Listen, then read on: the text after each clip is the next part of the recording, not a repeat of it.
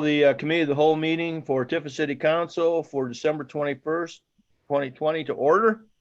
Does anyone have anything for the committee of the whole meeting, please?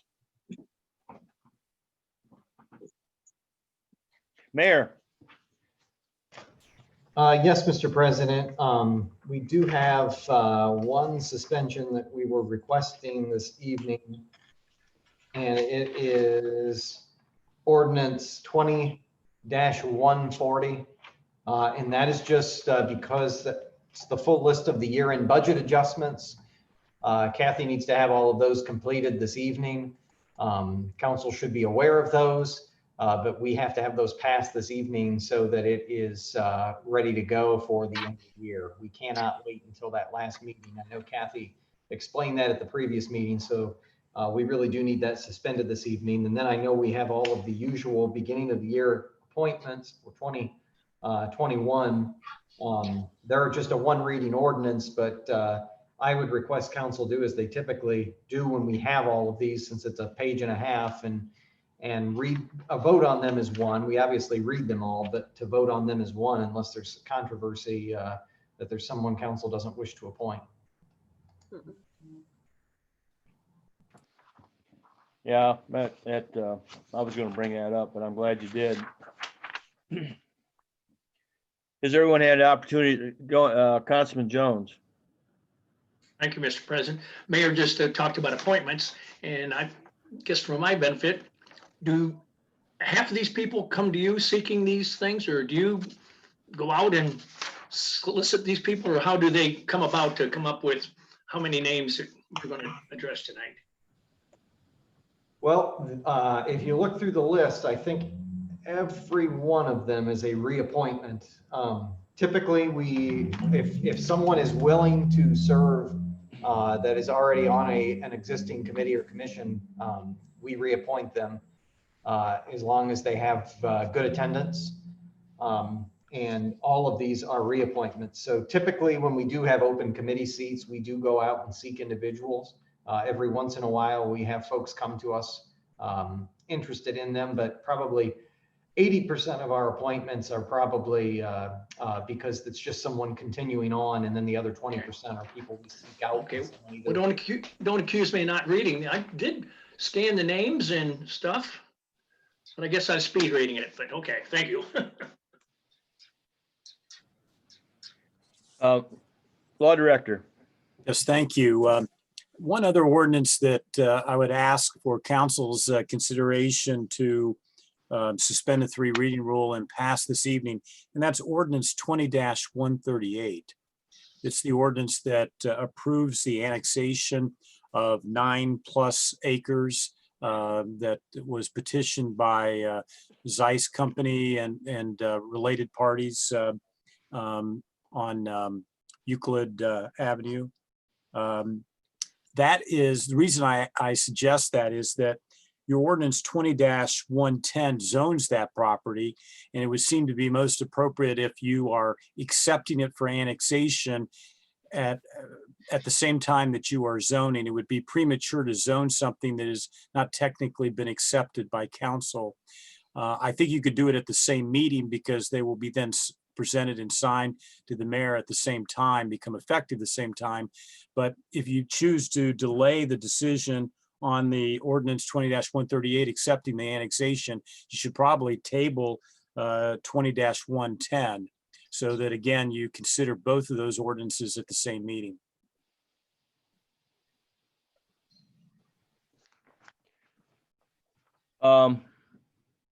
Just so I understand, Brent, we're going to suspend 138. That's my suggestion, so that you vote on it this evening, the same night that you vote on the zoning of that property. Okay, all right. Well, I'm sorry, that is the 3rd reading. I thought it was the 2nd reading of 110. I'm sorry. No, it is the 3rd reading. Thank you. Okay. Who signed 138? Councilwoman Boyle? Yeah, I know it was my ordinance, but I wasn't able to physically come in and sign. So Danny, were you able to sign that?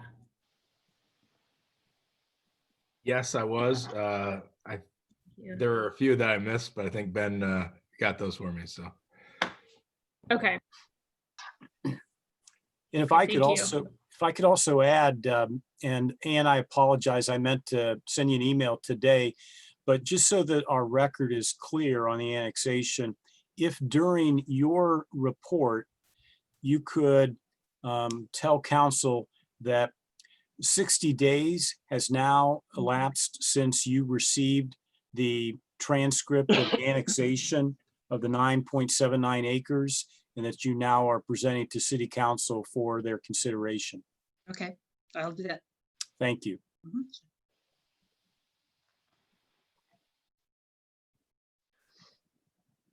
Anyone else?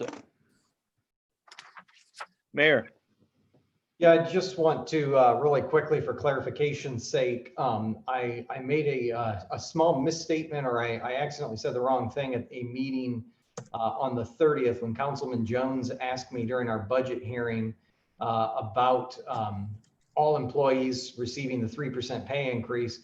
I spoke a little too quick. What I should have said was all of our employees at the city that are not under a union contract did receive the equal 3% wage increase. Union contracts, council knows, we discussed in executive session, council's aware of the agreements that we have with all 4 of our different bargaining units. Those would be the only exception. 3% is if it's someone who falls under collective bargaining agreements and there were different rates agreed to in those, or if it is someone such as the clerk of council who is controlled by city council. And the elected officials, of course, none of the elected officials received the pay increase either. So I should have clarified that 3% for non-union, the union are obviously governed by the agreements that the administration, city council, and each labor union agreed to. So just to clarify that point. anyone have a question about that? I'd like to go back to these resolutions. Hopefully everybody's okay with all the people that have agreed to serve on these various commissions and committees, and we will read through those and vote on them as one group. So we'll just have one vote to kind of speed things up. Everybody okay with that? Okay. And we'll do it that way. Thank you.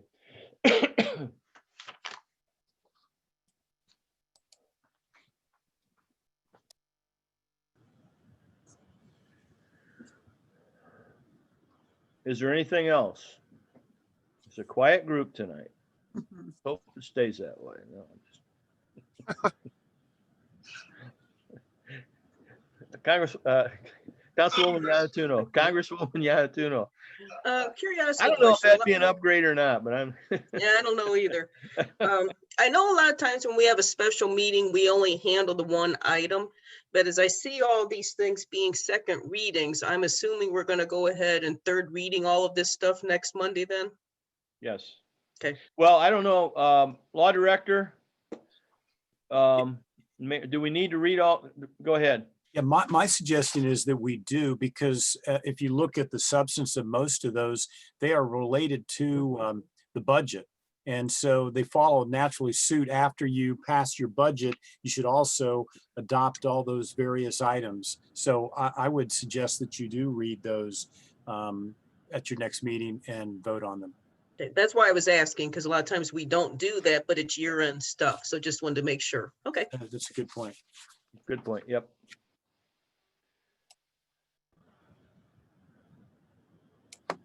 If there's not anything else, if I may, Law director. so I don't take the time during the meeting, I promised you a little bit of trivia and to give you the numbers. And these are the numbers during the last 25 years. We'll call that the modern era of city government.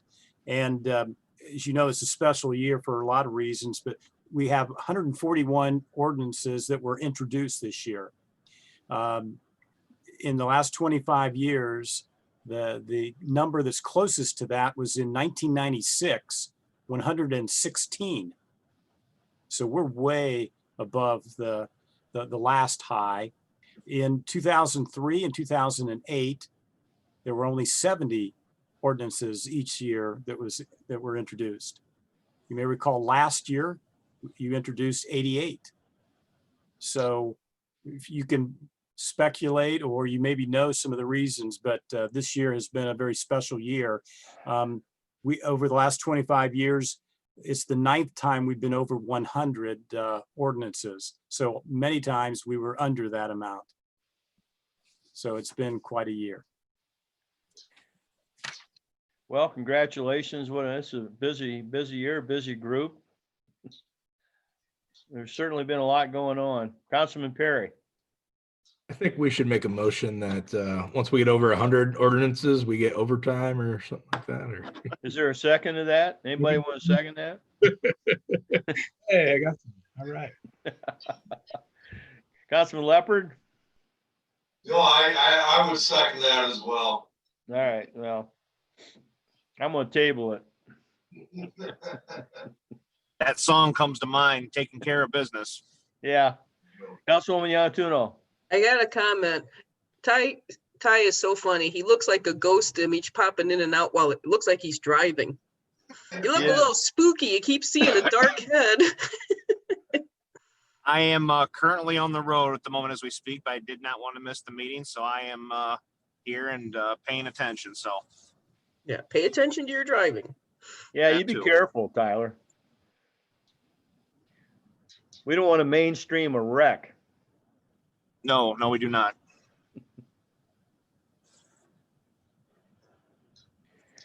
Anybody else have anything for the committee of the whole?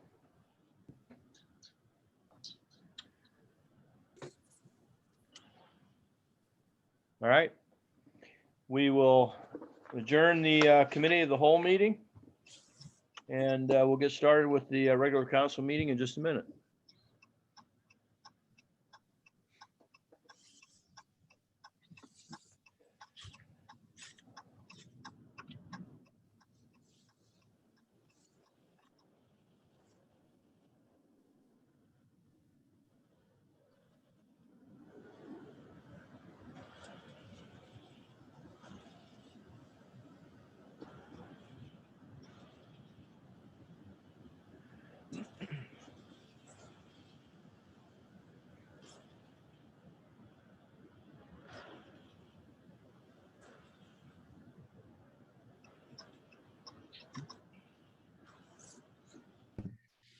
How about them Bucks?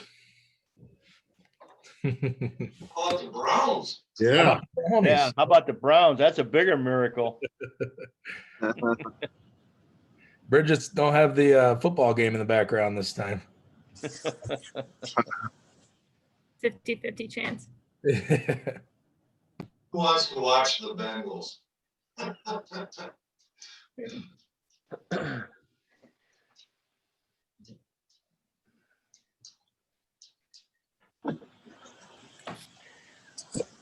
Well, thankfully, it's not us right now. So it's Detroit, Jacksonville, Cincinnati.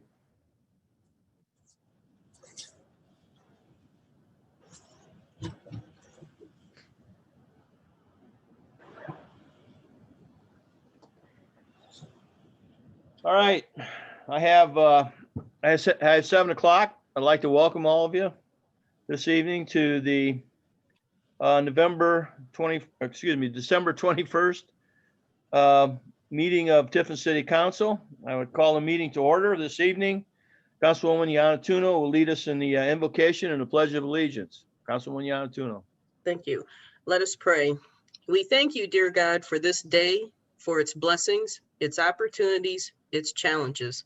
May we appreciate that whatever comes our way, when we turn to you, you will show us the way. And we are called upon to help another in need you will provide. We pray for strength and guidance for each day's duties and problems. May we be challenged to always give our best and be assured of your presence in all our service. Amen. Amen. Amen. I pledge allegiance to the flag of the United States of America and to the republic for which it stands, one nation, under God, indivisible, with liberty and justice for all.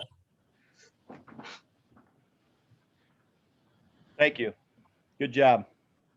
I'll now ask the clerk to call the roll, please.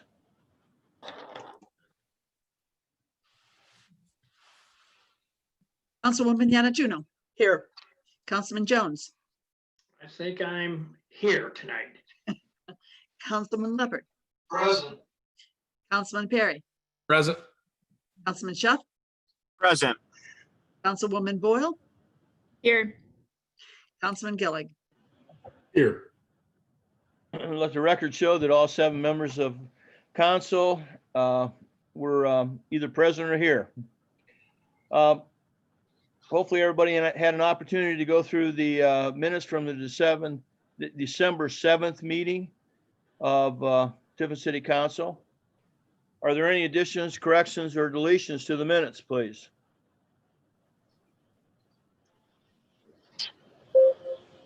Okay, seeing none, without objection, the minutes will stand approved as presented.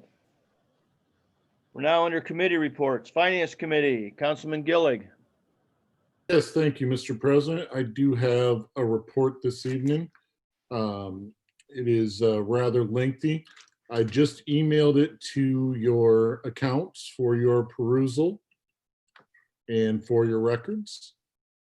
The Finance Committee of Tiffin City Council met on Monday, December 14th at 4:30 p.m. via Zoom.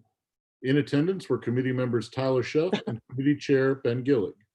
Councilwoman Diane Iannatuno, Councilman Ken Jones, Council President Rich Fote, Mayor Aaron D. Montz, Law Director Brent T. Howard, City Administrator Dale Thornton, and Finance Director Kathy Kaufman were also present. Committee member Bridget Boyle was unable to attend due to unforeseen circumstances.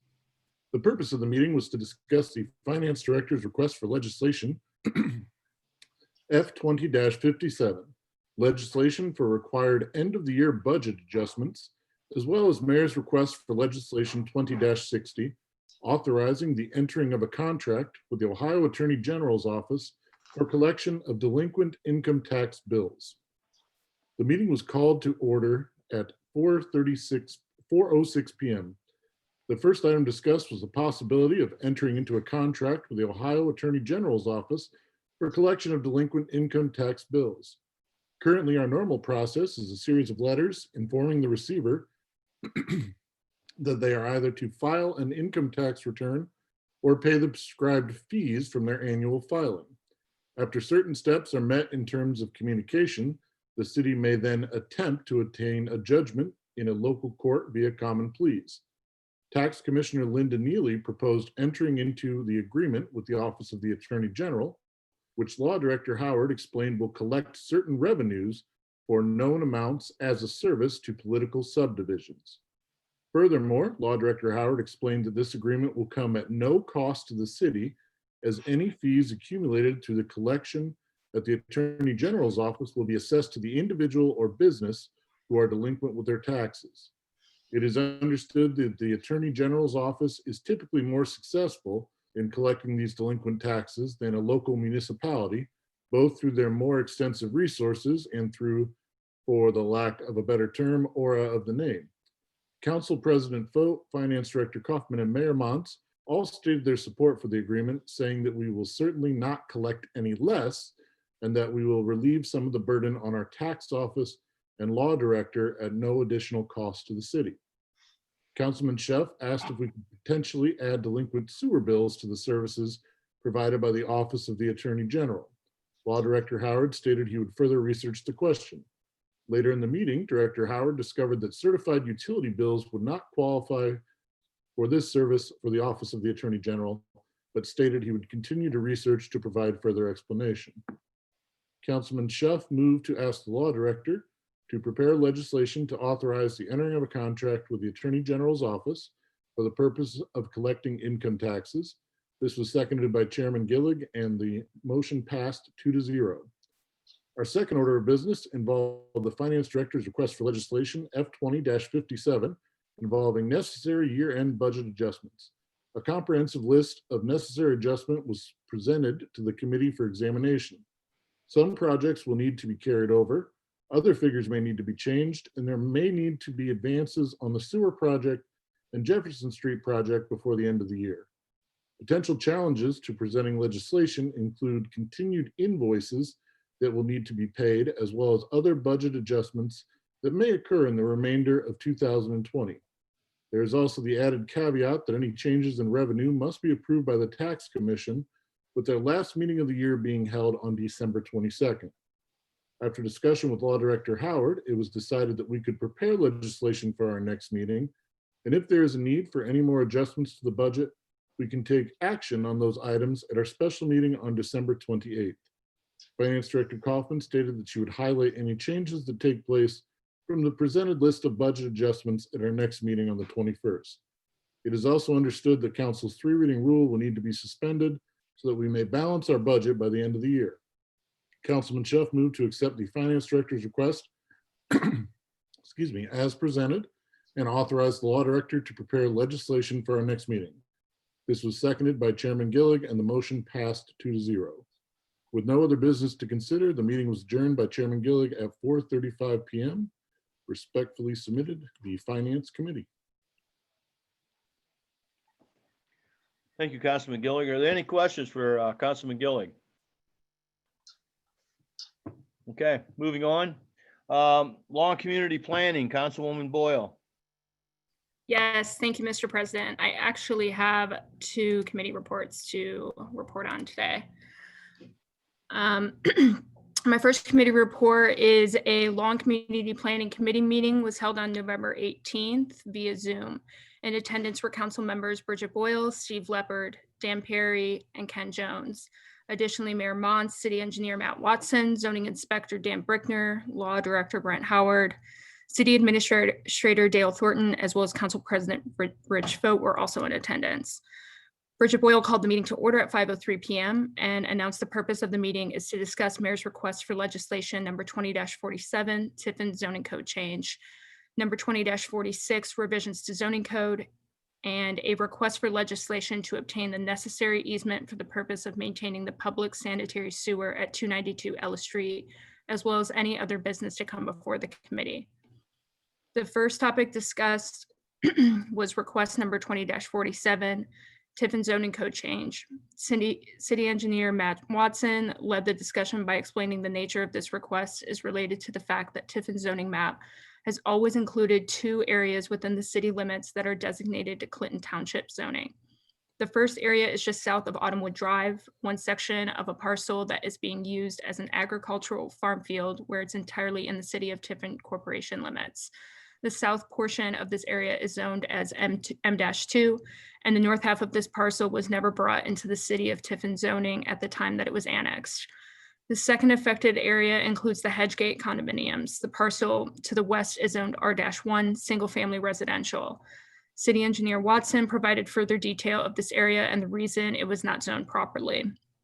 With no questions, Councilman Lepard made a motion to authorize the law director to include both parcels in the zoning of the City of Tiffin zoning map.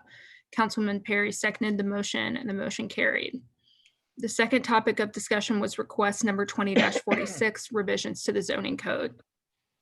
The intent of this request is to clean up many of the verbiage, interpretation, and contradictory issues the city engineers team has experienced implementing the current code over the past several years. There are multiple different variations of amendments to the code that Matt provided to the committee prior to this meeting. Minor questions regarding the proposed changes were discussed, and Councilwoman Boyle made a motion for the law director to prepare legislation for council to accept the zoning code revisions as presented. Councilman Lepard seconded the motion and the motion carried. The next topic of discussion was the request for legislation to obtain the necessary easement for the purpose of maintaining the public sanitary sewer at 292 Ellis Street. City Engineer Matt Watson provided an overview for this agenda item. Upon working with a private surveyor for the lot split on this private property, it was identified there is a sewer main that runs through this property that does not have a maintenance easement for this line. As there's already work in progress with this property, Matt's team felt it was best to obtain a 30-foot wide sanitary sewer easement in the event that the city ever needs to maintain that sewer in the future. Further details were discussed regarding this property. Councilman Lepard made a motion for the law director to prepare legislation to obtain the necessary easement on the properties discussed at 292 Ellis Street. Councilman Perry seconded the motion, and the motion carried. A fourth agenda item was requested to be added for the committee to consider. This request is to allow the city administrator to begin soliciting requests for qualifications for the design of the next project within the city of Tiffin's Ohio EPA mandated long-term control plan. The city is mandated by the Ohio EPA to improve our sewer system by reducing the amount of combined sewer overflows into the Sandusky River. A large portion of our sewer system within our city is still combined. This means that both stormwater and sanitary sewer are conveyed within the same line. The issue is that the city runs into is when we have a large or high intensity rainfall event that sewers do not have the capacity to convey both the stormwater and the sanitary sewer flows. Further details of this issue was explained by city engineer Matt Watson. Councilman Lepard made a motion to authorize the law director to allow for the city administrator to obtain RFQs for the design of the next project within the city of Tiffin's Ohio EPA mandated long-term control plan. Councilman Perry seconded the motion. The motion carried. With no further business, the committee adjourned at 5:45 p.m. My second report is regarding the long community planning meeting that took place on December 11th. This was also held via Zoom, and in attendance were council members Bridget Boyle, Dan Perry, and Don Yanatuno. Additionally, Mayor Montz, City Administrator Dale Thornton, Law Director Brent Howard, and City Engineer Matt Watson were also in attendance.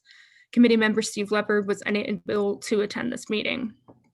Councilwoman Boyle called the meeting to order at 11:04 a.m. and announced the purpose of the meeting is to discuss Mayor's request for legislation 20-59 to create an easement located at 258 Progress Parkway, as well as any other business that may come before the committee. City Engineer Matt Watson stated City Council passed ordinance number 19-68 stormwater management regulations last year. This ordinance created Chapter 909 of the Codified Ordinances, and Section 909.11 refers to easements. The purpose of these easements is to maintain and obtain access to any detention basin or any stormwater facility that is constructed within the city from the time when the stormwater management regulations were adopted for maintenance inspection reasons. The property at 258 Progress Parkway is the Dr. Sears Medical Building across from the Willows. As a part of this project, it is required to install a detention basin because they are taking agricultural farm field use to parking lots and buildings. Therefore, they need to detain some of the stormwater for a certain amount of time before it can enter the city storm sewer. With the installation of the detention basin, the legislation is preparing an easement that will allow the city to start from the right-of-way at Progress Parkway to the location of the proposed detention basin for future needs. The easement will be attached to an inspection and maintenance agreement in which the property owner will enter into with the city of Tiffin that will be recorded at the county recorder's office. This provides the city the ability to ensure they are complying with our regulations. Councilman Perry made a motion to authorize the law director to prepare legislation creating an easement located at 258 Progress Parkway. Councilwoman Boyle seconded the motion, and the motion carried. With no further business, the committee adjourned at 11:10 a.m. And that concludes my reports, Mr. President. Thank you. Are there any questions for Councilwoman Boyle? Thank you. Moving on, materials and equipment, Councilman Jones. No report at this time, Mr. President. Thank you. Personnel and Labor Relations, Councilman Perry. No report, Mr. President. Thank you. Recreation and Public Property, Councilwoman Yanatuno. No report, Mr. President. Thank you. Street Sidewalks and Sewers, Councilman Lepard. No report, Mr. President. Okay. Economic Development and Downtown Planning, Councilman Schuff. No report at this time, Mr. President. Thank you. Does anyone see a need for a committee of the whole meeting? At this time, I would also like to remind everybody that we have a special meeting a week from tonight, December 28th at 6:30. The purpose of the meeting is to discuss and pass the budget and anything else to come before the council. We're now under reports to the officers. His Honor Mayor Aaron Montz. Thank you, Mr. President. Appreciate everyone joining us this evening. First off, I have a proclamation to read. As always, it's Mayor's proclamation for the city of Tiffin, Ohio, and it states, whereas the Lady Senecas volleyball team of Calvert High School have earned an unprecedented run of success in the past 3 seasons. With a record of 80-5, that's 80 wins and 5 losses, 3 consecutive Sandusky Bay Conference River Division championships, a state title in 2018, and whereas the Lady Senecas completed a record-setting perfect 2020 season of 29-0 by capturing a second state volleyball championship in 3 years, defeating the New Bremen Cardinals on November 14th, 2020. And whereas under the tutelage of Calvert alumnus, Coach Lori Rumbach, assistant coaches Taylor Arbogast, Samantha Stainbrook, and Cassie Bodart, the Lady Senecas believe in the 4 fundamental principles that guide their development as student athletes beginning in CYO volleyball through their time at Calvert. Be kind always, be happy for other athletes' success, have fun, and work hard. And whereas this perfect state championship season included 3 Ohio Award winners, 6 All-District, and 7 All-SBC honorees, a school record for wins, a school record for assists in a match, being 56, and a career by Emma White, and 1,000 career digs by Ashlyn Jones, as well as Coach of the Year honors for Lori Rumbach. And whereas through countless hours in honing their skills on the volleyball court and in the classroom, the determined and talented Lady Seneca volleyball team of Emma White, Mara Mangiola, Hannah Miller, Ashlyn Jones, Carolyn Lanichuk, Cameron Shook, Leah Renninger, Maddie Schumacher, Kelsey Shiley, Kate Laney, Kate Rumbach, Olivia Miller, Cecilia Palm, Madison Widman, as well as managers Megan Rumbach and Karis Marinas, achieved the pinnacle of their sport to earn the Ohio Athletic Association Division IV State Volleyball Championship. Therefore, I, Aaron D. Montz, Mayor of the City of Tiffin, Ohio, do hereby proclaim this day as 2020 Calvert Volleyball Lady Seneca State Champions Day and urge all residents to offer their words of encouragement and support to this special group of young ladies. This was done under my hand this 21st day of December in the year of our Lord, 2020. Just a huge congratulations to the Lady Senecas this year, an amazing achievement, bringing home their 2nd state championship in 3 years, a perfect 29-0 record.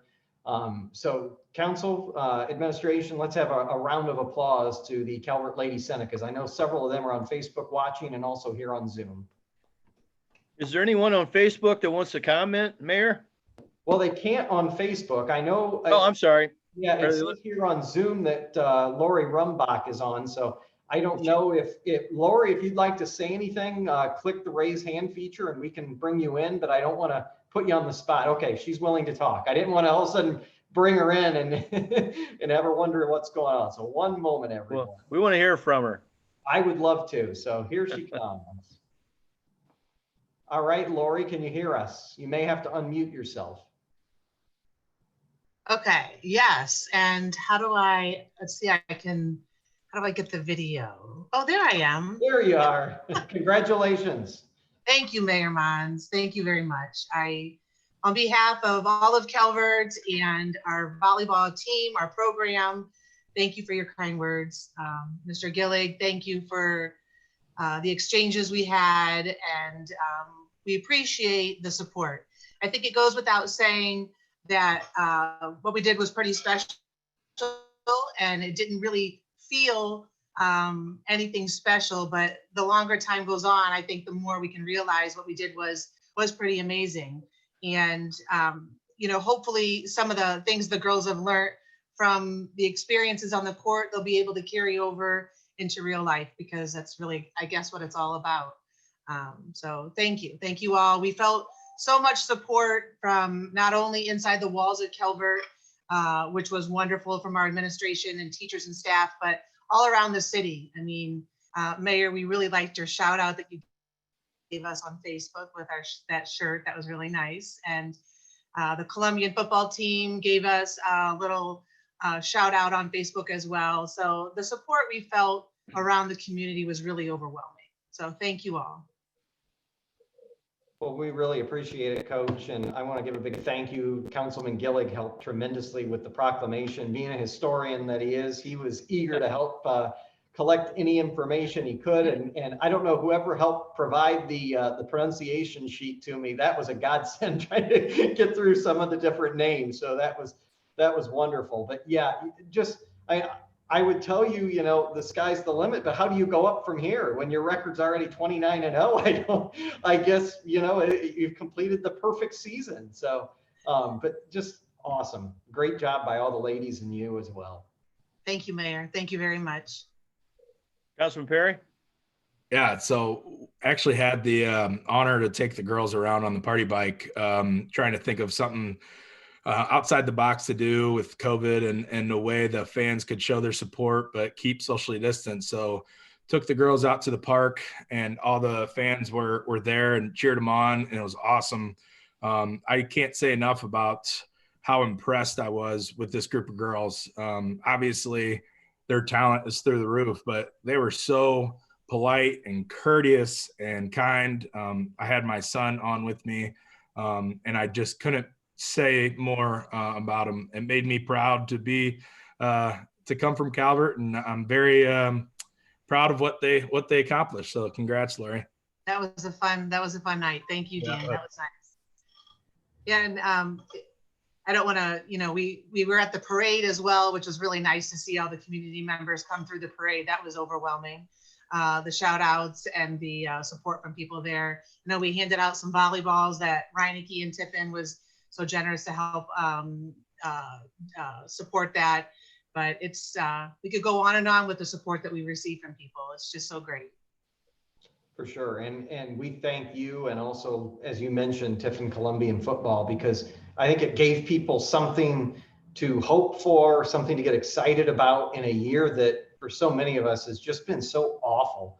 The Calvert Seneca's girls volleyball and Tiffin Colombian Tornadoes football were really two bright lights. And they weren't the only two, but they were two bright lights in a very dark year, I think, for the whole community to be able to rally around. So keep bringing home the hardware, Coach. That's tremendous. That sounds great. We'd love nothing more than that. The fight is fun, so hopefully we can continue. Councilman Gillig? Thank you, Mr. President. Mr. Mayor, if you don't mind, I do have some additional hardware to share. Sure. I'm not sure how many people know this, but New Bremen has been in the last 5 state titles for the finals. So they've defeated a pretty excellent team to bring home the state title this year. We had Cameron Shook, who was all SBC honorable mention. Kate Rombach, 3rd team all district and honorable mention all SBC. AJ Heminger, 3rd team all district and honorable mention all SBC. Caroline Lanichuk, 2nd team all district and 2nd team all SBC.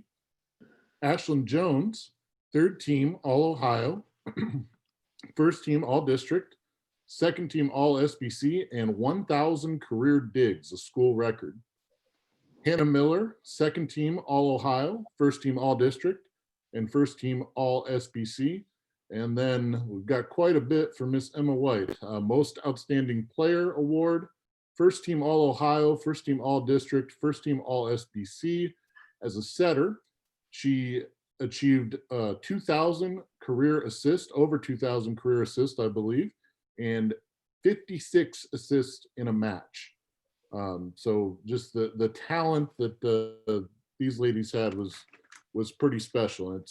It's pretty neat. I saw that the sign was down on my road, so I'm guessing we're updating it to 2-time state champion Calvert volleyball, which is just amazing. So congratulations, Coach, and congratulations to all the Lady Senecas that are listening tonight. Thank you. Congratulations, Coach, and you make us all very, very proud. Thank you. Thank you, President. I appreciate it.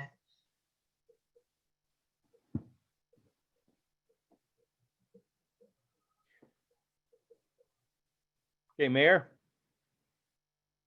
Yes, sorry, I was in the process of getting Coach Rumbach back to the attendee room, clearing things up for us. Next off, I know we have Fred Stevens out there watching this evening, so I'm going to bring him in because I really want to wish him good luck and everything as he prepares to take over as the Seneca County Sheriff in just over a week from today. I know it seems like it was just yesterday that Chief left us here, but it's hard to believe, actually, it's been almost 2 months now that Fred has departed us. So we're really going to miss you, Chief, but we're also going to be able to work with you very closely at the Seneca County Sheriff's Office. We're very excited for all that. And I know it's a little different and strange to not be in the same room like we normally are, but I'm going to hold this up and we'll get it to you. But we have, well, you can't read it because it's etched glass, but we've got a very nice beveled piece of glass with your years of service and displaying our gratitude for you. This is from the administration and council for all of your years of service. So it says, in grateful appreciation for dedicated service, Chief Frederick W. Stevens, Tiffin Police Department, December 20th, 1993 to October 31st, 2020. And Chief, we thank you for your service. You have been a tremendous leader of the Tiffin Police Department. While I'm extremely sad to see you go, I also understand that this is a great opportunity for all of Seneca County to now fall under your leadership and not just the city of Tiffin. And I wish you the absolute best as our next sheriff when you take over in about 10 days from now.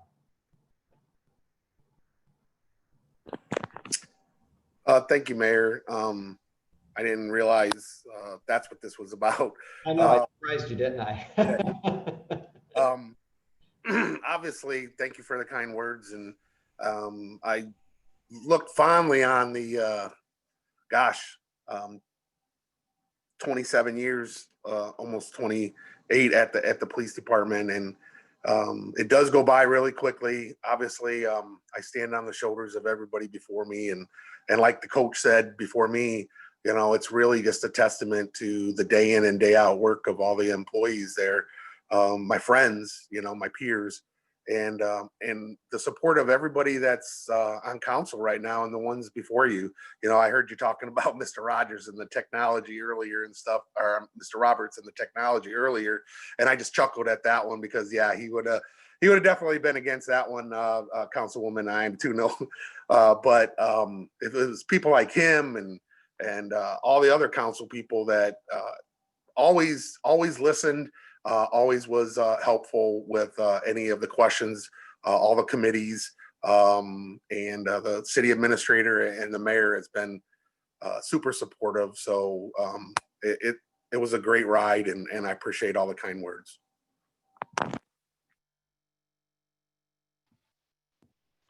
Well, Fred, we appreciate the jobs you did for the city, and you leave some big shoes to fill. It was always a pleasure working with you. You were always very supportive of everything the council tried to do, and you're an outstanding individual, and I know you're deeply respected throughout the city and throughout council and administration, and for the men and women that worked with you in the police department. So we wish you the best. We hate to see you go, as we've said before, but we know the county's in good hands and the city will still be in good hands thanks to your efforts. So thank you for everything. Rich, I think you might have had a couple of hands that went up that wanted to say some things to Fred before he departed. Okay. Thank you, President. Yeah.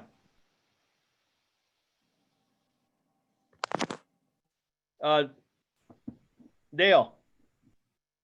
I just wanted to say to Chief Stevens what a true pleasure it was to work with him. He was always very professional, always believed in keeping the public informed about what the police were doing, and always looked after the police officers and the people who worked in the police department. Fred, I would have added Go Irish to that award, but the city's budget's been a little down this year, so I didn't want to pay for the extra words. And I feel your pain for the game the other night, but you'll have another shot going into the Final Four, so good luck. I knew that was coming. Thank you, sir. Pleasure working for you. All right. Well, thank you, Chief, for joining us tonight. Sorry I lied to you, but I had to get you on here under the auspices that we just wanted to tell you goodbye. So we'll make sure we get this to you, and we appreciate all your years of service and really look forward to spending the next several years working with you as sheriff. Thank you, guys. I really appreciate it. Thank you.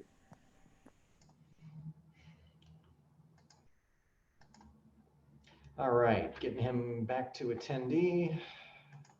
Okay. Tell you, I feel like the Wizard of Oz here behind the curtain trying to do all these things at the same time, Mr. President. So I promise I'm not going to hit the big red button that ends the meeting, though, accidentally on us. Okay. So with that, like we said, we wish Chief Stevens the very best headed into the future. I do want to update City Council on an item that we've been discussing internally for the last few weeks and finally came to a resolution and we're able to update the internal folks with.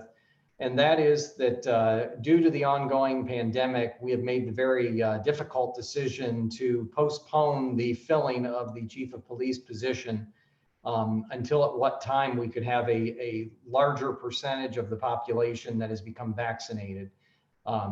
The reason for that is about a third of the states in the country right now are on the travel ban list.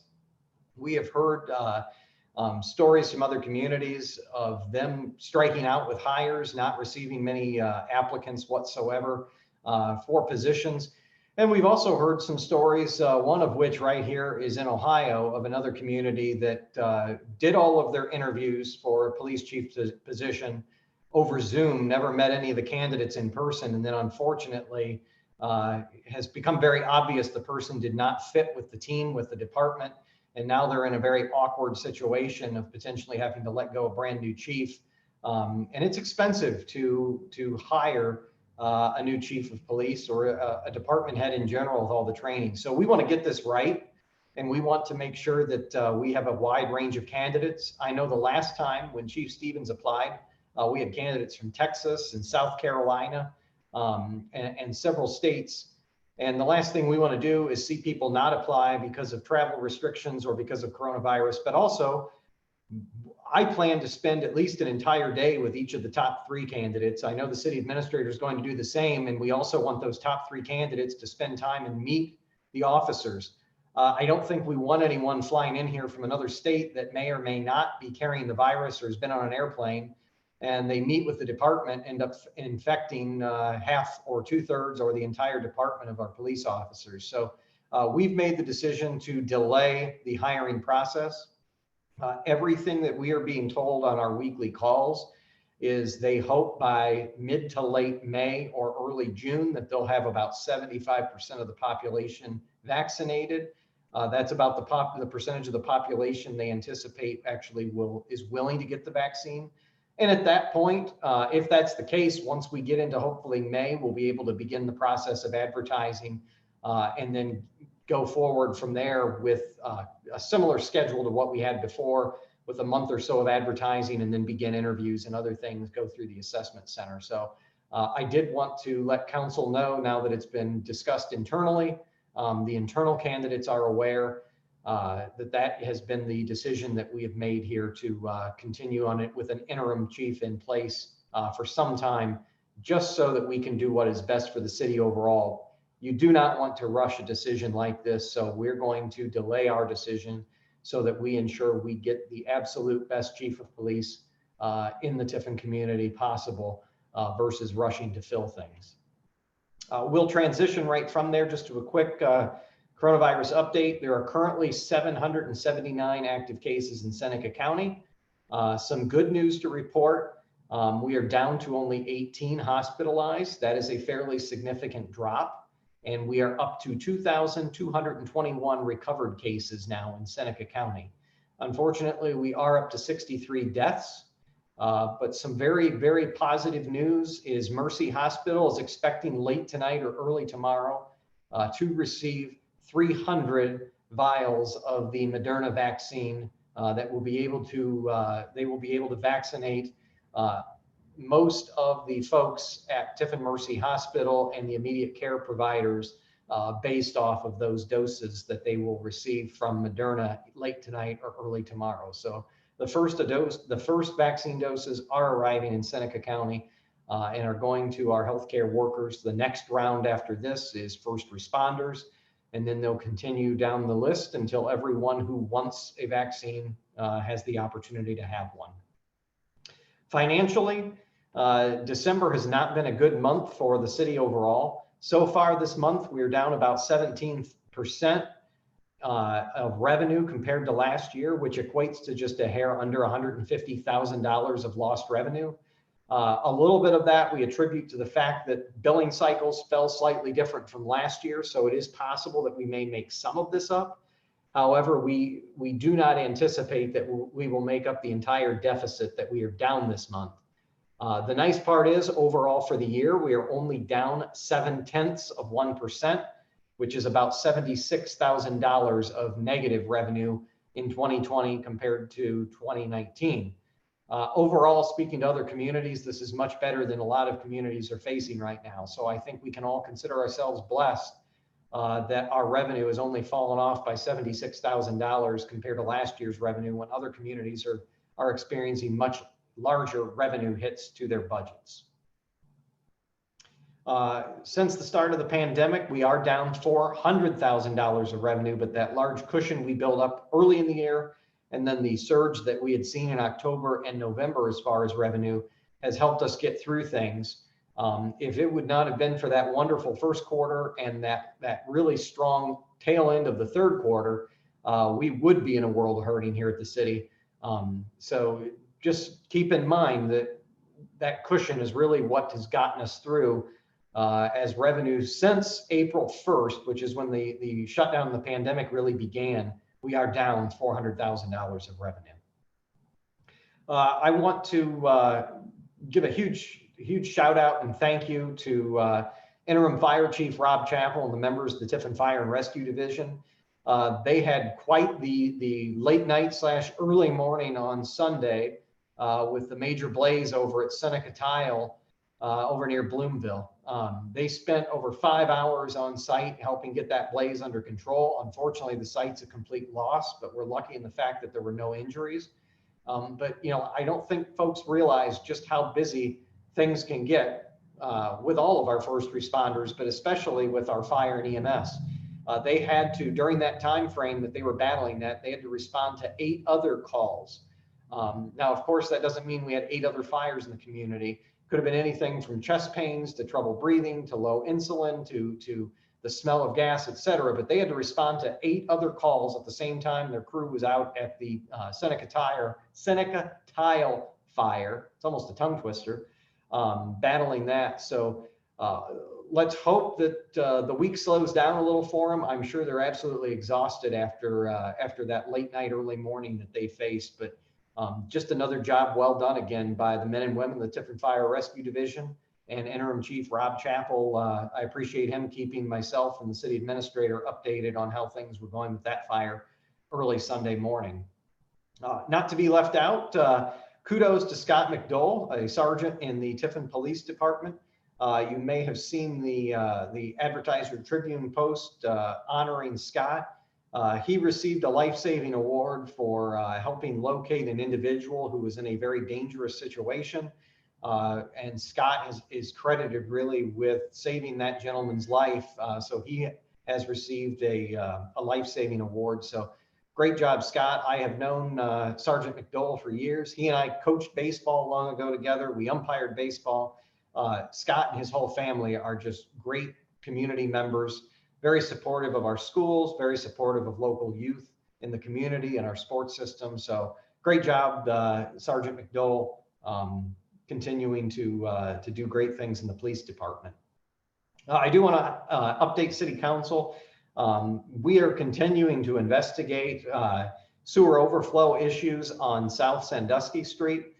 This is the area of South Sandusky as you're heading south. It dips the hill that dips down by the Sandusky River, where South River Road used to be located, just across the street from there. We've been having ongoing clogging issues with our sewer overflow at that area. So just to let council know, there's the strong chance that we may have to move up the reconstruction of that section and kind of flip-flop some of the areas that the long-term control plan, as you all know, for the next 23 years has sewer projects laid out. We may have to bump that further up the agenda. So we'll probably have additional updates in January or February for City Council. But we're just continuing to have more and more issues with that section of sewer as it leads to the overflow into the Sandusky River. I want to congratulate owner Tina Shank and JT's Bagel Bar. They are moving from their south end location into the middle of downtown Tiffin. If you haven't heard, they are opening in the site that used to be run by Putin Pita. They're expanding the location. They're expanding their hours. They're going to have a larger menu. So overall, a great move to see Tina and JT's Bagels continue to grow and need to find a new home because they need more space. Also, we received some good news last week. Oseco received a $50,000 grant from Jobs Ohio. It's part of about $250,000 machinery and investment at their manufacturing plant. They plan to add several jobs with this as well. So good news continues at the Airport Industrial Park. So congratulations to Oseco. I also would like to thank members of the community who submitted homes for our online Christmas Light Show 2020. Just trying to bring cheer and joy to folks this year. I went ahead and asked people to submit pictures of their Christmas displays. We had about, I think, 35 to 38 different homes that were submitted. And we even had one really cool Jeep that had Christmas lights decked out and wreaths all over it. And he drives around town with it. So pretty cool. Had a lot of activity and people were just, I think, excited to see these. So it kind of gives people a chance if they're not able to get out this winter, whether it's due to coronavirus, whether it's due to just bad weather, to see those on social media, but also folks that are looking for some really nice homes to drive by this winter. It gives them the ability to do that. So you also have in your packets this evening the 2021 street paving program list in your packets. Nice, well, you can't really see it on here, but a nice size street paving list. So to let the public know, we will be paving Bonaire Avenue from West Market Street to the corporation limits, Caldwell Avenue from West Market Street to the corporation limits, Circular Street from Main Street to Hancock Street, Cottonwood Drive, Douglas Street, Dwight Street, Fifth Avenue from North Sandusky to Vine Street, Henry Street, Oakwood Drive, Tiber Road from North Sandusky to North Water, Vine Street from West Davis Street to Noble Street, Virginia Avenue, Webster Street from North Sandusky to North Washington. And then we have 5 streets on our alternate bid list. These are streets that we think we will be able to pave unless the cost of asphalt goes up significantly. So these are basically streets that are on the bubble depending on asphalt prices. They are Allen Street from Wentz Street to Miami Street, Birchwood Drive, Elita Street, 3rd Avenue from North Sandusky to Grand Avenue, and Thomas Street from North Sandusky to the end. So that is the list of street paving for 2021. Not to be outdone, we also have submitted for an OPWC grant that we are confident that we will receive. If we do receive the OPWC grant, you can then add Hudson Street, Oak Street, North Monroe Street, Franklin Street, Ash Street, and Clyde Street. All of those will also be paved if we receive the OPWC grant. And because of another urban paving grant that we received, we will be paving Melmore Street, part of Washington Street, and part of Sandusky Street next year. So all in all, we have the largest list of street miles and dollars spent on street paving ever coming up next year. Just an absolutely mammoth list of streets. So it's very good news overall that we're going to be able to get all of these streets repaved in the Tiffin community next year. Really, we've already noticed an increase in the drivability of our streets from the road and bridge levy. And now next year, we've been able to take those road and bridge funds and apply for a lot of additional grant dollars, which has allowed us to get all those streets I just named paved. So we're going to have a huge year for street paving in 2021. So if you don't like orange barrels, you're not going to like driving through Tiffin next summer, because we have a lot of streets on our paving list. I do want to inform council that the Jefferson Street streetscape is officially completed. The decorative lamp posts have been installed.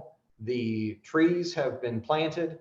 The only thing left now is we will be getting the benches, bike racks, trash cans, etc. put out once they arrive and they get built by Public Works this winter. But it is completed. $286,000 is what that came in at, which is actually, according to the city engineer's office, a very good cost to do an entire block of streetscape like that.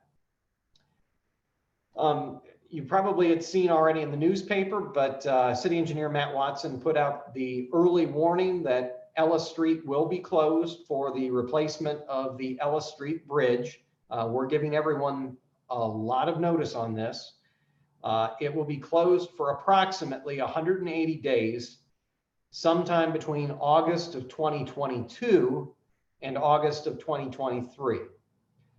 We expect the closure will last 180 days. The reason we give a full year in the time frame is there may be times that it does reopen for a short period of time and then has to close. And we also do not know exactly what the start construction date will be and what the end will be, but expect for about 6 months between August of 2022 and August of 2023, that street to be closed. The reason, I know it's come up already before, why did we not replace both bridges the same year?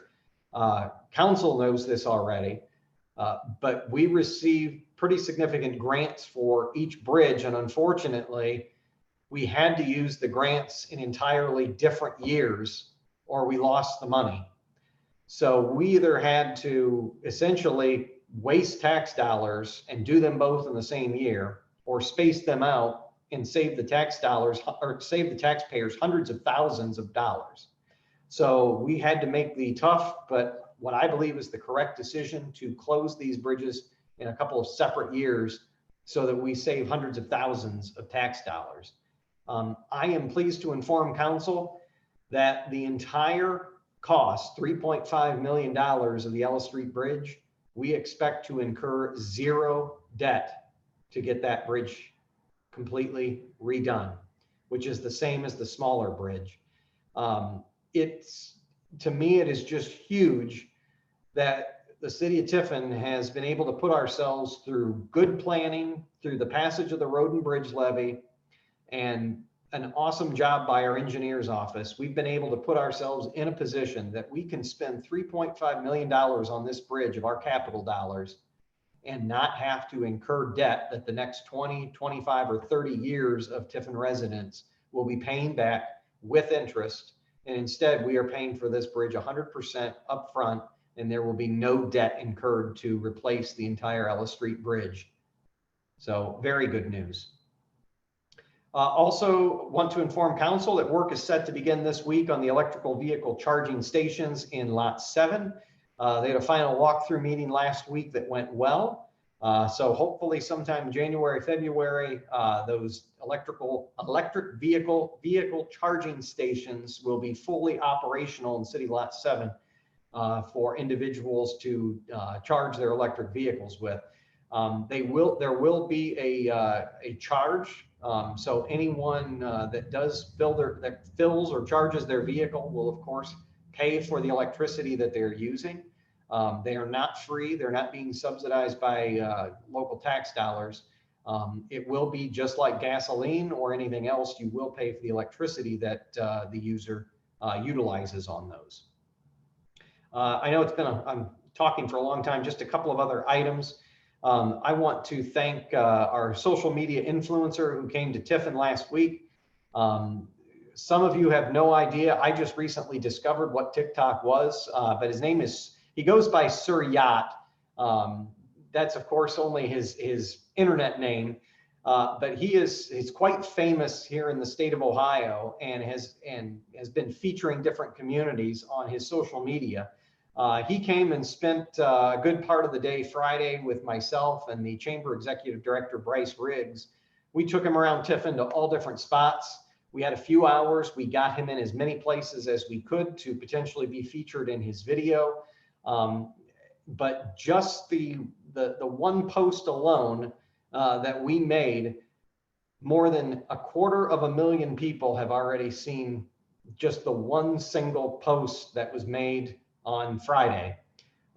Then the follow-up post that occurred after that, a total of more than 300,000 people have seen. And this is without even releasing his video yet. So TikTok and the things that he does are very trendy, especially with the younger population. And by younger, I mean even younger than me, because I still do not have a TikTok account or anything, but we think it can be very beneficial to the universities and to a lot of our smaller shops and stores here in the Tiffin community, because his message is heard and enjoyed and really liked by people all over the state of Ohio. So to have him come in here, do this feature video, I apologize in advance to the businesses that we were not able to get to. We all know that there are over 1,000 registered businesses in Tiffin, and when you only have 2 to 3 hours, we did the best we could to get as many places as we could, and we just could not hit nearly everyone. But that video will come out this week, sometime before Christmas. We'll be sure to send you all the link to it and post it in the community, and we're anxious to see what material he comes up with. And then in closing, I do know that the holidays are extremely happy for most of us. We really look forward to the joy of the Christmas and the New Year season. But we do need to remember that there are those in the community that are struggling, whether it is struggling with their mental health, whether it is financial issues, or whether it's just hunger and being alone. There are a lot of people in Tiffin and Seneca County who are struggling. So I just want to remind everyone that there are resources here locally for help. If you're struggling with utility bills, or you're struggling to make ends meet, or don't have your next meal, please call First Call for Help. First Call for Help, their phone number is 419-448-4357. Again, that's First Call for Help, 419-448-4357. Unless it's an emergency, that should always be one of your first calls if you need assistance here in Tiffin and Seneca County. That organization has the means to connect individuals who need help with just about anything. They can connect you with, whether it's the Salvation Army, whether it's GLECAP to help with heating and things like that. There are so many resources out there, and many years, not all the money or the resources available gets utilized. So please, if you're struggling this year, don't hesitate to give the folks at First Call for Help a call. That's what they're here for.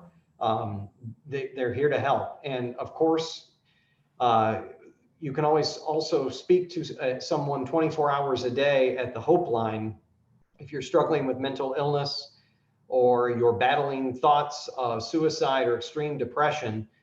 24 hours a day, you can text the number 4 and then the word HOPE, HOPE, to the number 741-741.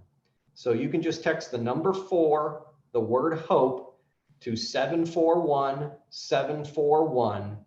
And that 24 hours a day, Counselors are standing by. They will immediately respond to your text. They will call you and they will help you get through your situation. It's just, this has been a very rough year. We all know that what we discussed at the last council meeting with overdoses, suicides have all been up in the community. So let's all help one another this holiday season.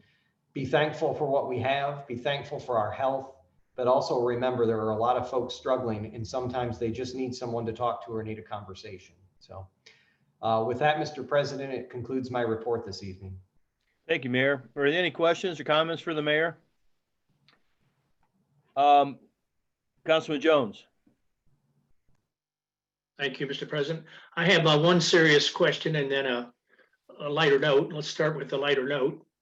I guess I can relate to Jim Roberts. We talked about that council whole meeting. TikTok to me sounds like a clock. It doesn't sound like a 2-hour video, but that's the lighter note.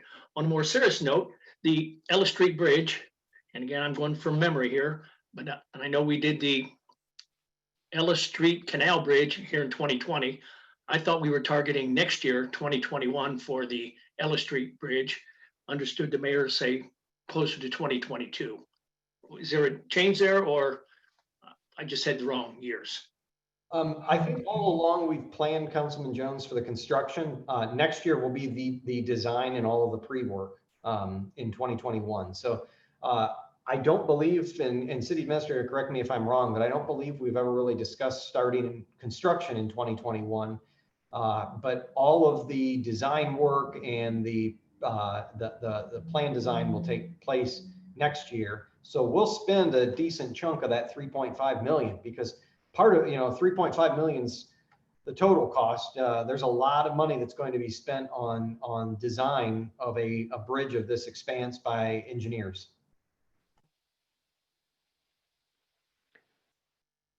Anyone else for the mayor?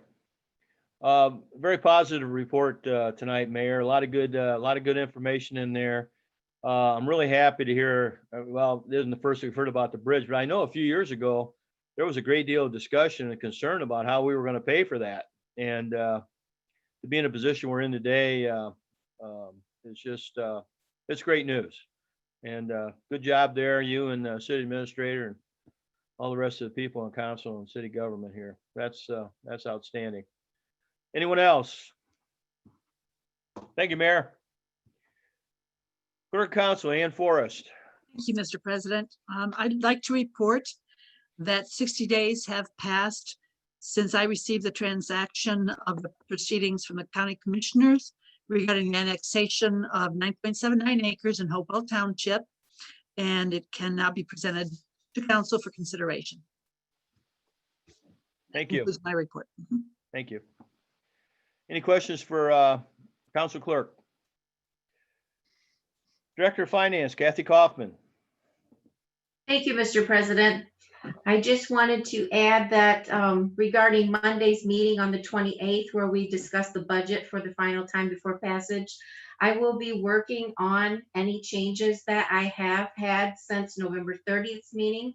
So at that point, I can update you on anything that needed to change, any figures, coming up to that point, and I can let you know on the 28th.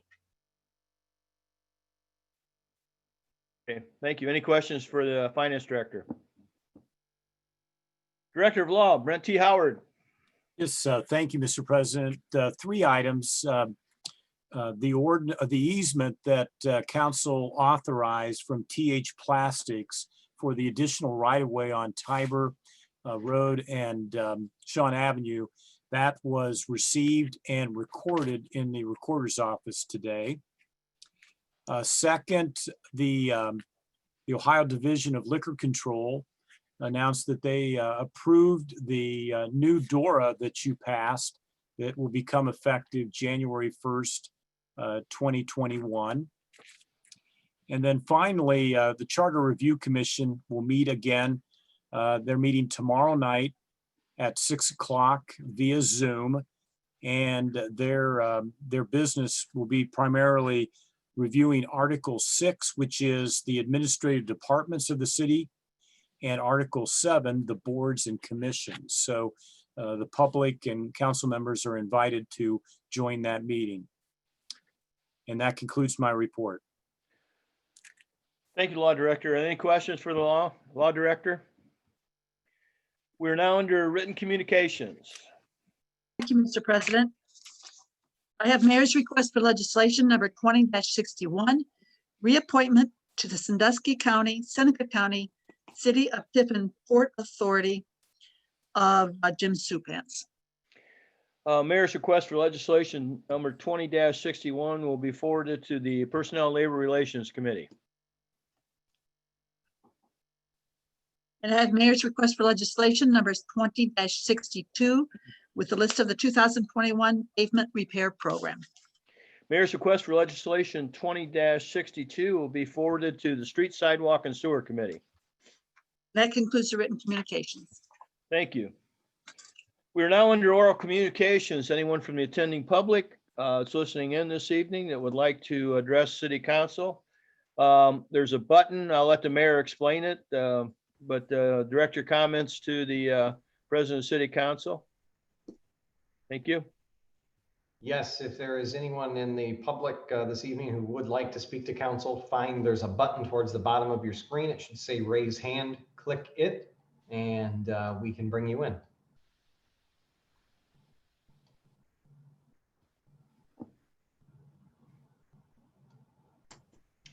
I do not see any hands, Mr. President. Okay, very good. We'll move ahead to resolutions. You're on mute. I'm Yeah. sorry. There are motions first, please. Oh, I'm sorry. Do we have any motions?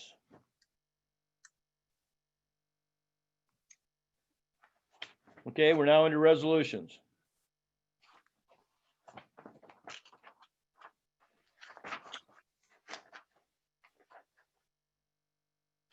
I have resolution. Before you begin, Ian, let me, what we're going to do this evening, because we have so many of these resolutions, we're going to go through them and read them. And then we're going to just vote on all of them at one time. So it'll just be one vote. Go ahead. Thank you. Resolution number 20-34, introduced by Daniel Perry. Resolution approving the reappointment by the mayor of Jessica Worth to serve a term on the Architectural Board of Review from January 1, 2021 until December 31, 2023. Resolution number 20-35, introduced by Daniel Perry. Resolution approving the reappointment by the mayor of Rob Neck Jr. to serve a term on the Architectural Board of Review from January 1, 2021 until December 31, 2023. Resolution number 20-36, introduced by Daniel Perry. Resolution approving the reappointment by the mayor of Tony Consolo to serve a term on the Architectural Board of Review from January 1, 2021 until December 31st, 2023. Resolution number 20-37, introduced by Daniel Perry.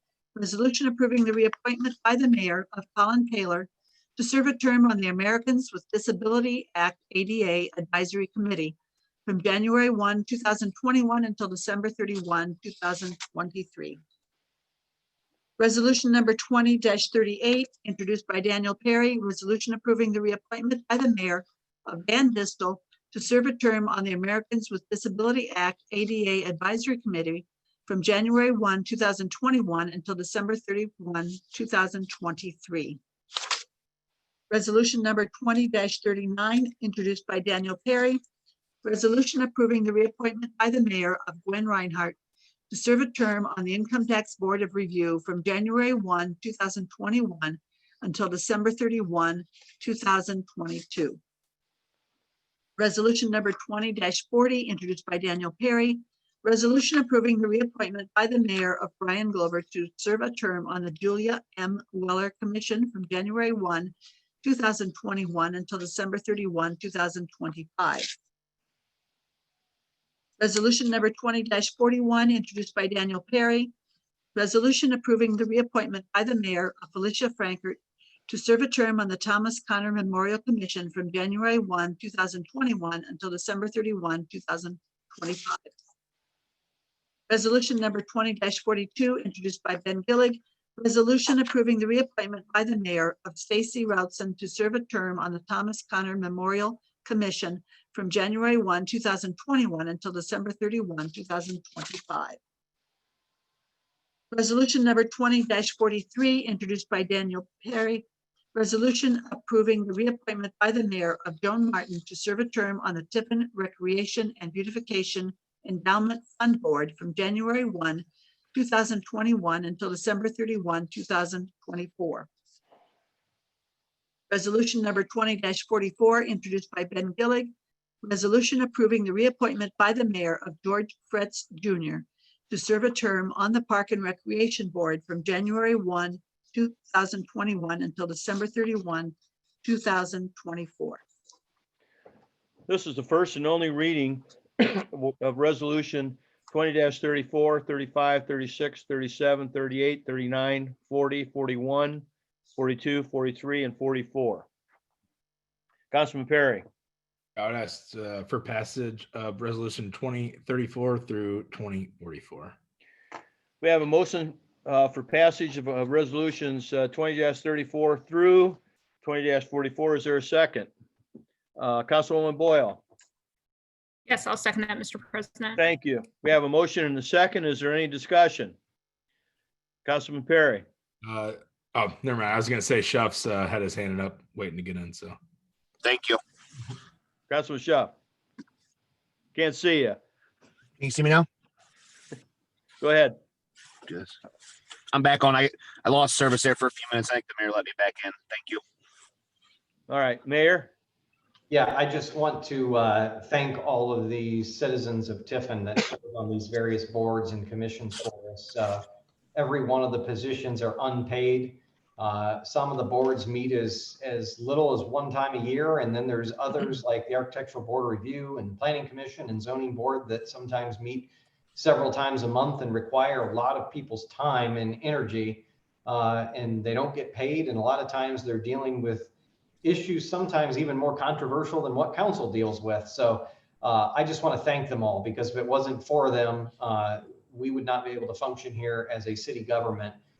So thank you to all of these various citizens for continuing to serve on our boards and commissions into next year. Thank you. Anyone else? Any other comments, questions? All right. I'll ask the clerk to call the vote on the motion, please. Councilwoman Yanatuno, Yes. Jones, Yes. Lepard, Yes. Perry, yes. Shuff, Yes. Boyle, Yes. and Gillig. Yes. Resolutions 20-34 through 20-44 are all approved with a vote of 7-0. Thank you. We're now under ordinances. Ordinance number 20-110, introduced by Bridget Boyle. Ordinance zoning approximately 9.798 acres of land owned by R&L Zeiss Family Limited Partnership 3 LLC and others, and proposed for annexation from Hopewell Township as Zone R4 Multiple Family Residential District, compatible with adjacent land use and meeting requirements of Tiffin City Charter and the codified ordinances. This is the third reading of ordinance 20-110. Councilwoman Boyle.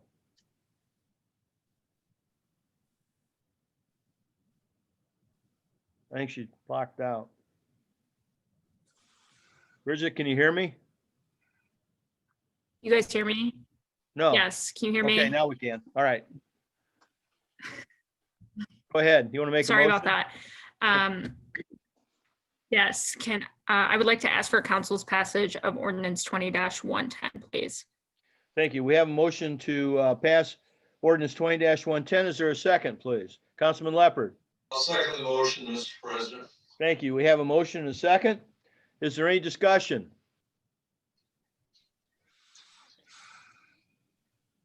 Seeing none, I'll ask the clerk to call the vote on the passage, please. Councilwoman Yanatuno, Yes. Jones, Yes. Lepard, Yes. Perry, Yes. Duff, Yes. Boyle.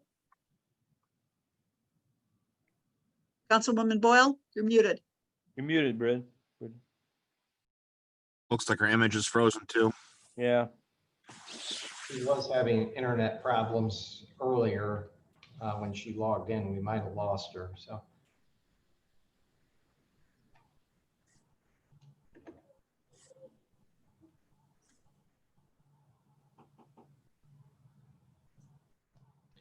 I'm sending her a message.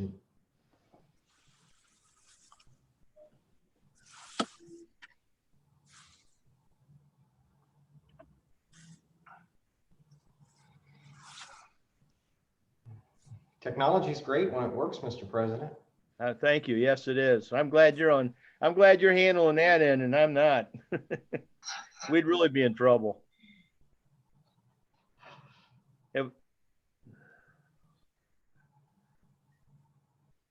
Did you hear back from her yet, Mayor? Just had my phone go off now. Let me see. Let me see. She's in the process of rejoining. For some reason, her internet's fighting with her, so she should, I'm guessing, pop up here any moment. There she is. Here she comes. All right.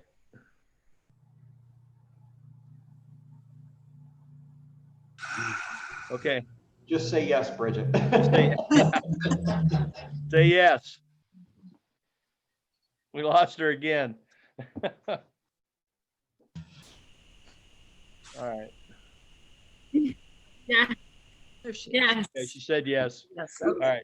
Bridget, if you're having issues, sometimes it will help you with your bandwidth. If you turn the video off and just do the audio, try that for a bit and see. That may allow your internet to work a little better. If that doesn't work, I don't know what to tell you. Okay, and then Councilman Gillig. Yes. Ordinance 20-110 passes with a vote of 7-0.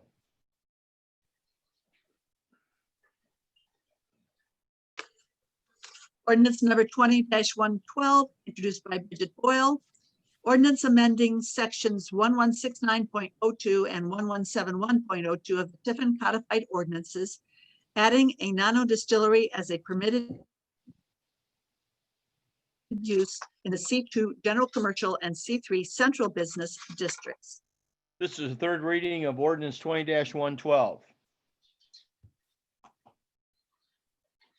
Councilwoman Boyle, are you there? President, so I do have my hand raised. Okay, go ahead. Yeah. Okay. Ordinance 20-112. Yes, I would like to ask for council's passage of ordinance 20-112. Thank you. We have a motion to pass ordinance 20-112. Is there a second? Councilman Gillig. I'd like to second the motion, Mr. President. Thank you. We have a motion and a second. Is there any discussion? All right, seeing none, I'll ask the clerk to call the vote on the passage, please. Councilwoman Yanatuno, Yes. Jones, Yes. Lepard, Yes. Perry, Yes. Duff, Yes. Boyle, Yes. Gillig. Yes. Ordinance 20-112 passes with a vote of 7-0. Ordinance number 20. Excuse me, just one moment. Okay. Ordinance number 20-122, introduced by Ben Gillig. Annual ordinance appropriating certain sums from all city funds for current and other expenditures of the city of Tiffin for fiscal year beginning January 1, 2021 and ending December 31, 2021. This is the second reading of ordinance 20-122. Ordinance number 20-123, introduced by Ben Gillig. Ordinance authorizing the transfer of funds from the 101 General Fund to the 242 Park and Recreation Fund and declaring an emergency. This is the second reading of ordinance 20-123. Ordinance number 20-124, introduced by Ben Gillig. Ordinance authorizing the transfer of funds from the 552 Sewer Revenue Fund to the 557 Combined Sewer Separation Fund and declaring an emergency. This is the second reading of ordinance 20-124. Ordinance number 20-125, introduced by Ben Gillig. Ordinance authorizing the transfer of funds and payment of bond and loan principal and interest and declaring an emergency. This is the second reading of ordinance 20-125. Ordinance number 20-128, introduced by Bridget Boyle. Ordinance authorizing the mayor to accept an easement for sanitary sewer purposes from Seneca Assets LLC on 2 parcels of land on Ellis Street and declaring an emergency. This is the second reading of ordinance 20-128. Ordinance number 20-132, introduced by Ben Gillig. Ordinance approving the transfer of $100,000 from the Capital Improvements Fund to the 338 2012 to 2021 Fire Vehicle Fund in 2021 and declaring an emergency. This is the second reading of ordinance 20-132. Ordinance number 20-134, introduced by Ben Gillig. Ordinance amending and restating ordinance number 20-68, the city pay ordinance to comply with the state of Ohio minimum wage law to establish appropriate rates of compensation for certain city employees and declaring an emergency. This is the second reading of ordinance 20-134. Ordinance number 20-137, introduced by Daniel Perry. Ordinance amending Part 11, Planning and Zoning Code of Tiffin codified ordinances to provide clarity and remove inconsistencies in the zoning code. This is the first reading of ordinance 20-137. Ordinance number 20-138, introduced by Daniel Perry. Ordinance accepting the petition for annexation of certain territory containing 9.798 acres, more or less, and being part of section 25 in Hopewell Township to the city of Tiffin. This is the first reading of ordinance 20-138. Councilman Perry. Yeah, I would like to ask the council to forego our 3 reading rule and to accept 20-138. We have a motion to suspend the 3 reading rule and passage of ordinance 20-138. Is there a second? Councilman Lepard. I'll second the motion, Mr. President. Thank you. We have a motion and a second. Is there any discussion? Councilman Perry. Just wanted to kind of clarify, just as Brent kind of outlaid, we're doing 138 with 110 just because we're accepting the annexation with while we're rezoning the property. So, Okay. Anyone else? All right. The clerk will call the vote on the suspension, please. Councilwoman Yanatuno, Yes. Jones, Yes. Lepard, Yes. Perry, yes.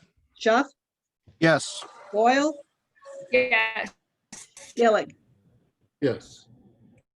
The suspension passes with a vote of 7-0. We'll now vote on passage. Councilwoman Yanatuno, Yes. Jones, Yes. Lepard, Yes.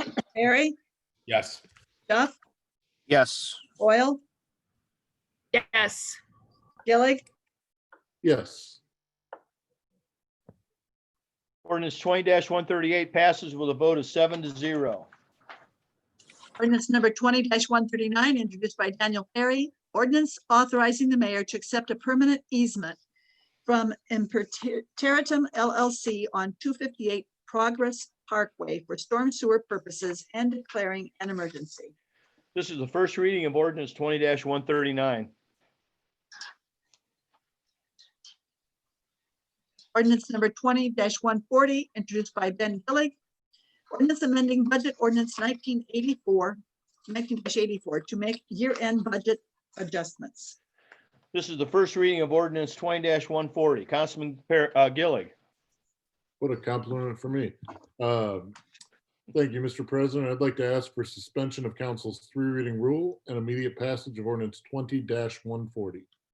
Thank you. We have a motion to suspend the 3 reading rule and immediate passage of ordinance 20-140. Is there a second? Councilman Schuff. I'd like to second, Mr. President. Thank you. We have a motion and a second. Is there any discussion? Councilman Gillig. Thank you, Mr. President. As outlined by our finance director, these budget adjustments are necessary in order to balance our budget at the conclusion of the year. Although we might need to reopen some budget money to upgrade Councilwoman Boyle's internet, possibly, but I'll leave it at that. Anyone else? I'll ask the clerk to call the vote on the suspension, please. Councilwoman Yanatuno, Yes. Jones, Yes. Leopard, Yes. Perry, Yes. Duff, Yes. Boyle, Yes. Gillig. Yes. The suspension passes with a vote of 7-0. We will now vote on the passage. Councilwoman Yanatuno, Yes. Jones, Yes. Leopard, Yes. Perry, Yes. Shuff, Yes. Boyle, Yes. and Gillig. Yes. Ordinance 20-140 passes with a vote of 7-0. Ordinance number 20-141, introduced by Ben Gillig, ordinance approving an agreement with the Ohio Attorney General's Office for the collection of delinquent debts owed to the city and authorizing the mayor to sign the agreement. This is the first reading of ordinance 20-141. That concludes the ordinances, Mr. President. Thank you. We are now at the end of our agenda. Is there anything for the good of the order, please? Councilman Lepard. Thank you, Mr. President. I would like to call a meeting of the Street Sidewalk and Sewer Committee to follow immediately after our special meeting on Monday, December the 28th. The special meeting will start at 6:30. Purpose of the meeting is mayor's request for legislation 20-62, the 2021 pavement repair program, and any other business that may come before the committee. Thank you. Anyone else? Mayor. Yeah, just to clarify then, Councilman Lepard, since you're doing that immediately following, it will be the same link. So the meeting that we begin with the committee of the whole, we won't have another meeting because I won't know how long that's going to take and when to start the other one. So we will use the same link for both meetings. And, you know, obviously Council President Fote, you'll run the committee of the whole. And then when you close committee of the whole, don't anybody log off. We'll just wait a few seconds, have Councilman Lepard then open up the new meeting. So the same link will work for the public, et cetera. If not, it could be dicey trying to move from one meeting to the next, if that's okay with you both. Perfectly fine. Okay, then Council Clerk, you'll just know when that you've already actually got the link. Yes. Because we've got it for committee of the whole already sent out. So it's that same link. Okay, perfect. Thank you. Anyone else? Anyone else? Councilman Jones. Thank you, Mr. President. Ending on a lighter note here, someone told me you should learn something new every day, and I learned something new today. I learned what a butler was. I saw Amy Reinhart talking about sidewalk butlers. 7 of them were installed. And I was going to ask what a butler was, but then I saw a picture of one and I learned that. Also learned a new word called TikTok. So thank you. Anyone else? Oh, man, that's good. I like that. Anyone else? Okay. All right. Well, I want to wish you all a very, very Merry Christmas. Stay healthy and stay safe when you're traveling. Councilman Shuff, you be careful.